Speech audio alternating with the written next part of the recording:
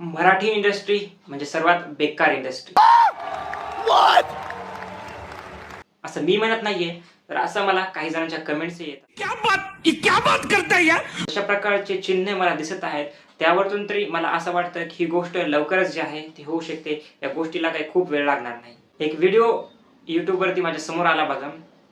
ज्या व्हिडिओचं एक टायटल जर तुम्हाला सांगायला गेलं तर असं होतं, the mega round table. Shortly सांगतो मी तुम्हाला, द मेगा राउंड टेबल म्हणजे 2022 मधील खूप सारे हा व्हिडिओ 2-3 वर्षापूर्वीचा आहे बघा.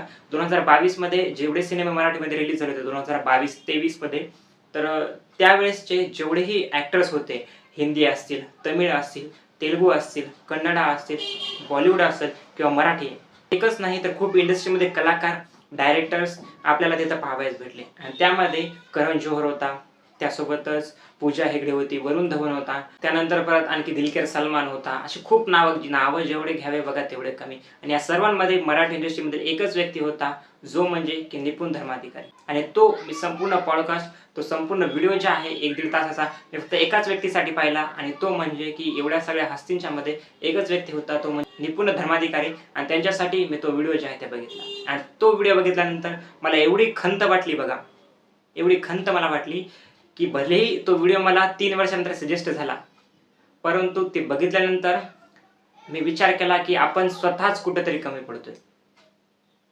असं म्हणण्याची वेळ काय येत आहे की तुम्ही नक्कीच, मी तुम्हाला व्हिडिओ जे आहे डिस्क्रिप्शनमध्ये टाकेल, तुम्ही जाऊन बघा. त्याचा गोष्ट अशी आहे बघा की त्या व्हिडिओमध्ये प्रत्येक इंडस्ट्रीजमधील प्रत्येक जण आपापलं मत मांडत होता. आणि निपुण धर्माधिकारी यांचा त्यावर्षी स्वतःचा एक सिनेमा जो आहे तो रिलीज झाला होता. त्या सिनेमाचं नाव आहे मी वसंतराव. तो सिनेमा जर तुम्ही बघितला असेल तर तुम्हाला समजलं असेल की कंटेंट वाईज, प्रोडक्ट वाईज तो सिनेमा किती हाय लेवलचा होता. त्यांना तो सिनेमा बनवण्यासाठी एकतर 9 वर्ष लागले बघा. एकूण 9 वर्ष लागले. नक्कीच मधात त्यांनी वेगवेगळे कामे केले, परंतु टोटल 9 वर्ष लागले. आणि तेवढा वेळ त्यांना कशासाठी लागला, तर फक्त बजेट गोळा करण्यासाठी. 4-4.5 कोटी त्यांच्याकडून जमा करणं झालं नाही. भले ते स्वतः एक चांगले डायरेक्टर असले, परंतु त्यांच्याकडून ती गोष्ट जी आहे ती झाली नाही. 4-4.5 कोटी ते जे आहेत जमू शकले नाही. तेवढा वेळ लागला. आणि परत बाकी सगळ्या गोष्टीही करायला तेवढा वेळ लागला. म्हणजे की मराठीमधील प्रोड्युसर्स आहेत, परंतु अशा वेळेस ते कुठे जातात काय माहिती. तर ही तर एक खंत होतीच की त्यांना एक प्रोड्युसर भेटला नाही, त्यांना एवढे वर्ष लागले.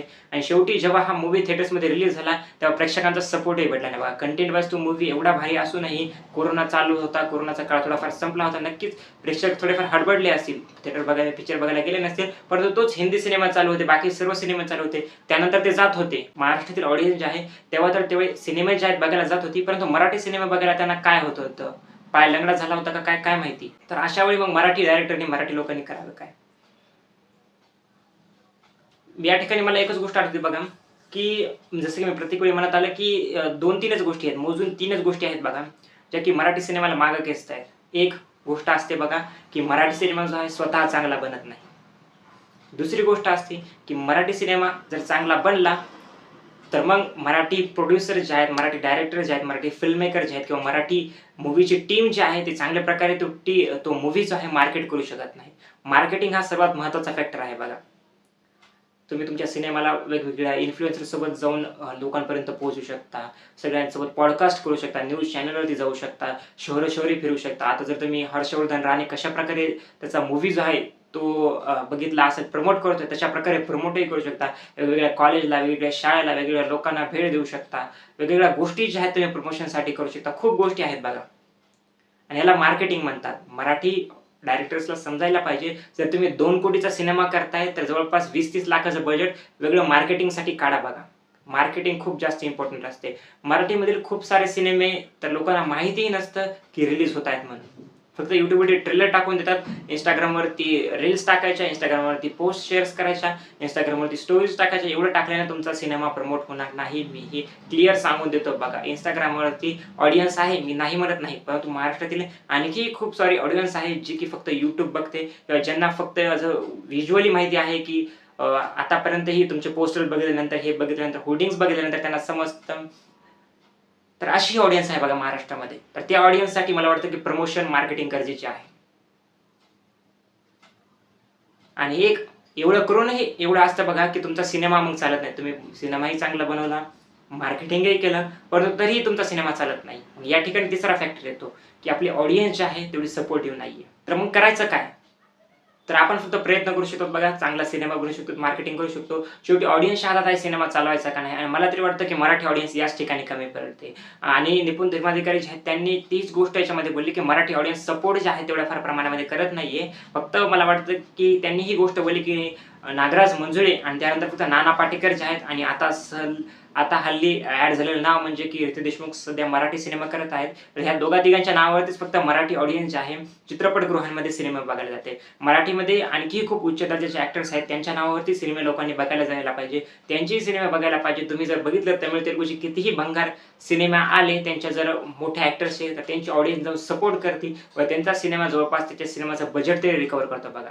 परंतु मराठीमध्ये ही गोष्ट मला प्रत्येक वेळेस खंत म्हणून जाणवते आणि यावेळेसही जाणवली आणि आतापर्यंत जाणवली आणि यानंतरही जाणवलेच बघा. कारण की आणखी तेवढा काही सपोर्ट भेटत नाही. दशावतारासारखा सिनेमा फक्त एक 25 कोटीही नेट कमाई करू शकत नाही, ज्याचं की पोटेन्शियल खरं तर 50-100 कोटीचं होतं. आणि मल्याळम तमिळचा एखादा भंगार जरी सिनेमा आला तर त्याला तुम्ही जाऊन बघण्यास प्रेफरन्स देतात. असं काय म्हणत नाहीये की तुम्ही त्या सिनेमाला भंगार म्हणा किंवा खराब म्हणा, परंतु शेवटी वेळ असते बघा. त्यांनी त्यांच्या सिनेमाला वरती नेलं, तेही माझा सिनेमा आहे, मी नाही म्हणत नाही. मग जर त्या ठिकाणी जर काम करायचं मला जर भाग्य लाभलं तर मीही त्याही सिनेमासोबत चांगलीच गोष्ट बोलेल. सध्या आपण महाराष्ट्रात राहतोय तर हा जो आपला सिनेमा आहे यांना प्रमोट करणं आपलं कर्तव्य आहे. आता यानंतर परत ही गोष्ट तर झाली बघा. आणि यानंतर मोठा फॅक्टर येतो की OTTचा. मराठी ऑडियन्स सिनेमेच बघायला जात नाही थिएटर्समध्ये, तर त्यामुळे OTT प्लॅटफॉर्म तो सिनेमा जो आहे तो विकत घेतही नाहीये. त्यांचा मी वसंतराव सिनेमा जो होता निपुण धर्माधिकारींचा, तर तो सिनेमा कोणत्या OTT प्लॅटफॉर्म जे आहेत त्यावेळेस तयार नव्हता की हा सिनेमा मी विकत घेऊ म्हणून. कशामुळं? तर मराठी सिनेमे प्रेक्षक साधं थिएटर्समध्ये बघत नाही तर OTT वरती काय बघतील. म्हणजे OTT प्लॅटफॉर्मला भरोसा नाहीये आपल्यावरती, सोप्या भाषेत मराठी ऑडियन्सवरती. क्लिअरली ही गोष्ट आहे बघा. तुम्ही भरोसा दाखवा. तुम्ही तर खरं पोटेन्शियल असलं पाहिजे. आपण आपल्या सिनेमाला आपल्या लोकांना सपोर्ट केला पाहिजे. यावर्षी काही चांगले सिनेमा आले नाही का बघा, 2025 मध्ये आले, परंतु आपल्या लोकांनी सपोर्टच केला नाही. खूप सारे सिनेमा आले, एक नाही, जितके नावं घेता येतील तितके नावं बघा, परंतु ते सिनेमा चालले नाही.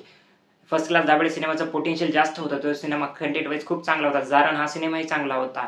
हिंदी जे इन्फ्लुएन्सर्स आहेत, युट्यूबर्स आहेत, त्यांनी प्रमोट केलं त्या सिनेमाला, परंतु त्या सिनेमाची कमाई किती झाली? 8-8.5 कोटी. आणि तेवढंच आपण खुश झालो. बस आमचा 2025 सर्वात जास्त कमाई करणारा सिनेमा दशावतार हा सिनेमा येण्यापूर्वी जारण 8 कोटी रुपये कमाई. चांगले नंबर्स आहेत का?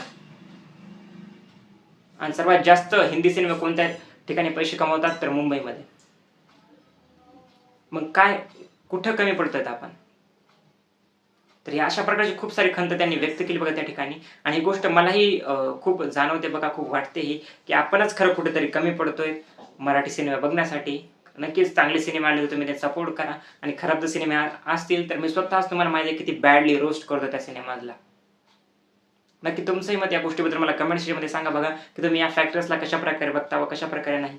कारण की जशा प्रकारचे हाल मला 2025 मध्ये मराठी सिनेमाचे दिसलेले आहेत त्यावरून तरी हे चलचित्र जे आहे, हे जे गणित आहे कुठंच मला पलटताना दिसलं नाही बघा. कारण की 1-2 सिनेमा चालले याचा अर्थ असं नसतं की आपली इंडस्ट्री खूप प्रोग्रेस करत आहे. नक्की तुमचंही मत याच्याबद्दल मला कमेंट सेक्शनमध्ये सांगा. धन्यवाद.